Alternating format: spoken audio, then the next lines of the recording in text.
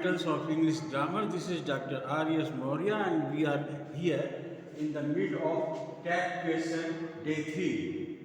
So, we had a lot of things talked about this chapter. First, I went through anomalous finites, how knot is constructed in this 24 verb, and that is called anomalous finite.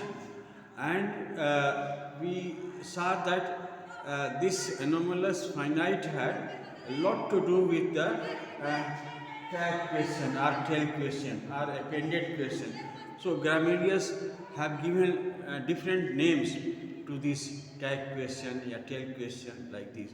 So, but the standing rule I told you was this, that there are two sentences. One is the main sentence, main clause, and the second is the question. So, if this main clause is positive, the question will be negative. If main clause will be negative, the question will be positive. So, I would study many examples. Today I start with used to. When the sentence begins with a used to, तो उसमें हम क्या लगा सकते हैं? जैसे there is one sentence, he used to live in Madras. He used to live in Madras. तो इसमें क्या होगा? तो इसमें दो चीज हो सकता है. ये past tense है, clear past. तो इसमें या तो आप यूज नॉट लगा दीजिए, यूजन टू, यूजन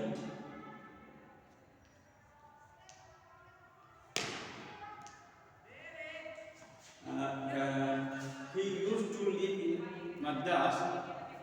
यूजंट ही आप यहां लगा सकते हैं, यूजंट ही ऐसे. You can put here used ही ऐसे कर सकते हो.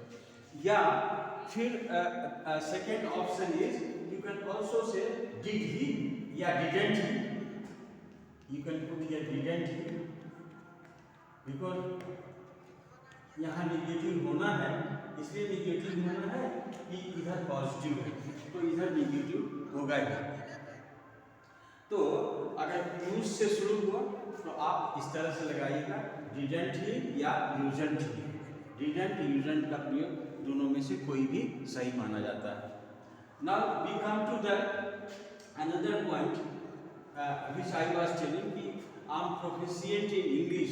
आई से जो स्टार्ट होता है उसमें दो तरह की चीजें होती है. जैसे आई एम प्रोफिशिएंट इन इंग्लिश, तो यहाँ पर ये पॉजिटिव है तो इधर निगेटिव होगा, तो हम इसको लिखेंगे आंट, आंट आई. ये सही है, आंट आई. यद्यपि यहाँ आई लिखा गया है, ये पॉजिटिव है, निगेटिव होगा आंट आई. और फिर I am not proficient in English, तो यहाँ पर जो होगा एम आई होगा, एम आई. ये कल मैंने इसको एक्सरसाइज दिया था कि आंट आई होता है और एम आई होता है, एमेंट नहीं होता, एमेंट जो है नहीं होता. तो इसको आप ध्यान रखिए. इसके बाद हम देखते हैं कि इंपरेटिव सेंटेंस को हम कैसे बदलते हैं. इंपरेटिव सेंटेंस का मतलब होता है जिसे आज्ञा, कमांड, रिक्वेस्ट का बोध होता है, उसको हम इंपरेटिव सेंटेंस कहते हैं. Will take example imperative sentence.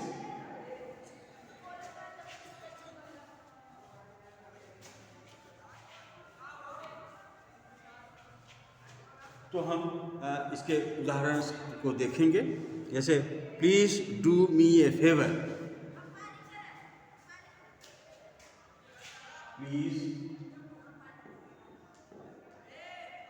Do me a favour. अब ये जो है इसका थोड़ा सा स्ट्रक्चर चेंज हो गया. ये तो इसमें क्या लगेगा, ये सेंटेंस जो है ये इंपरेटिव सेंटेंस है. इंपरेटिव सेंटेंस का मतलब होता है आज्ञा सूचक वाक्य. हियर इसमें will you,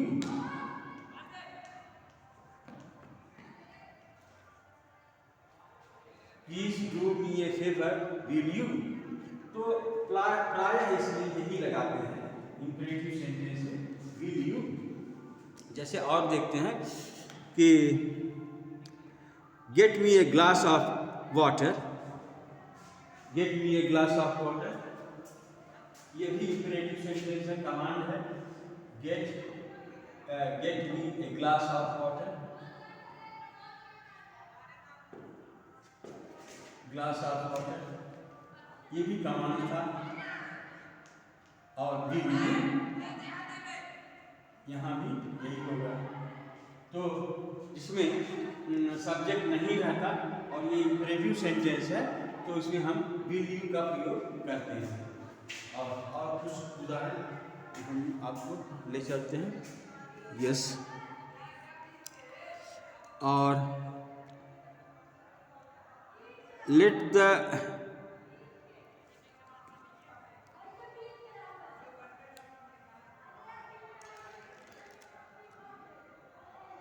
let him take the examination। हाँ, let से भी बना सकते हैं। let him take the examination, let him take the examination।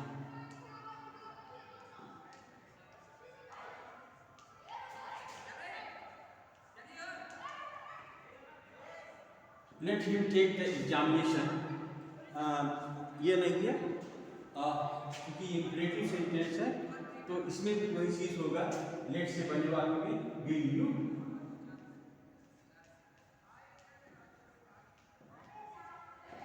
Late him take the examination will you, let him take the examination will you, ऐसे पढ़ा जाता है। Let him take the examination will you, please do me a favour will you, ऐसे करके पढ़ा जाता है। And conversation में इसी तरह की ट्रेनिंग होती है जिसमें कि, तो ये इस तरह से हुआ। अच्छा, लेट से शुरू होता है। अगर ये जो लेट है, लेट से शुरू हुआ तो कैसा होगा? लेट्स के साथ शैल का प्रयोग होता है। जैसे let's finish the work now. अब यहाँ पर let's finish the work now,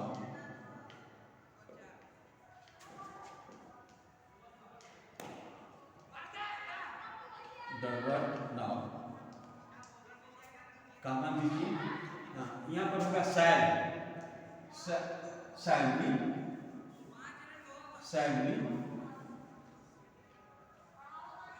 ये यहाँ पर अस है, लेट्स, तो यहाँ पर बी होगा। सो ऐसे हम देखते हैं कि लेट्स गो देयर, अगर होगा लेट्स गो देयर तो उसको भी इसी तरह से बनाएंगे। लेट्स गो देयर को भी इसी तरह से बनाते हैं। Shall be, let's go there, let's go there, तो इसका ट्रांसलेशन होगा शैल बी, ऐसे let's go there shall be, let's go there shall be, ऐसे। और इसके बाद जो है हम एक जगह और भी आपको देखना चाहते हैं। हाँ, अब जैसे कमांड हुआ, कमांड में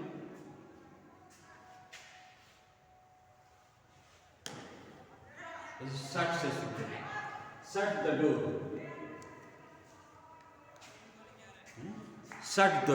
शट द डोर, यहाँ भी वही चीज होगा। कमांड है, ये हार्ड कमांड है, shut the door,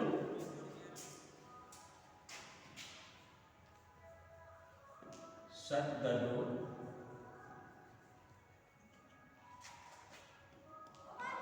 will you, shut the door will you, इस तरह से shut the door will you.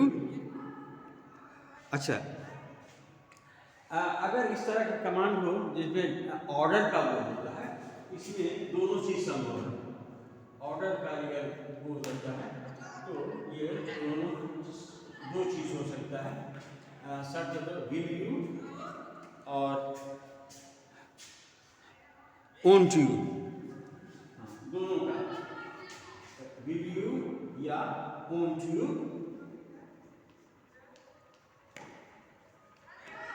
दोनों में से कोई एक सही है। Shut the door, will you और वोंट यू दोनों सही है, दो में से कोई आप एक लगा सकते हैं।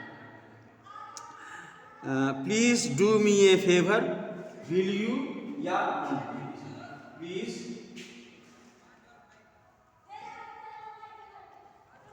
Do me a favour,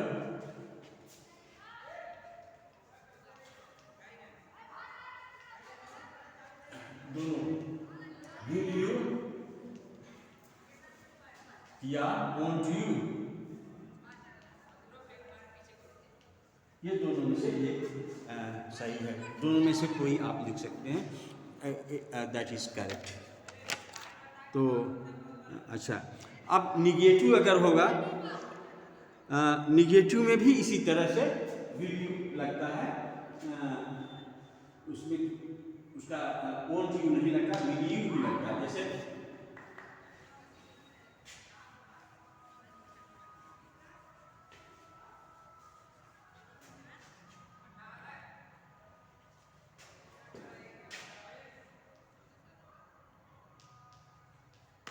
don't beat him,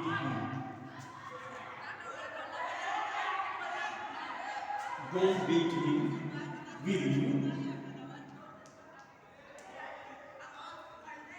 don't beat him, will you, don't disappoint him like that in future, don't disappoint him like that, don't disappoint him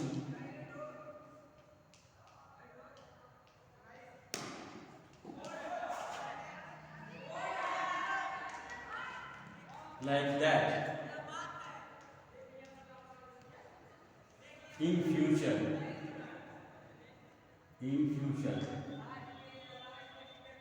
will you।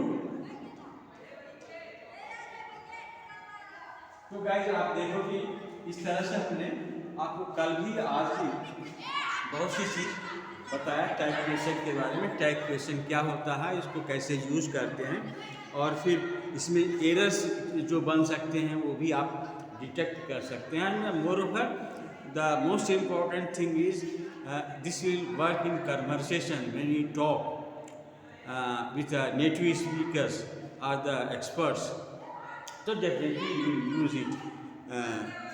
This is a part of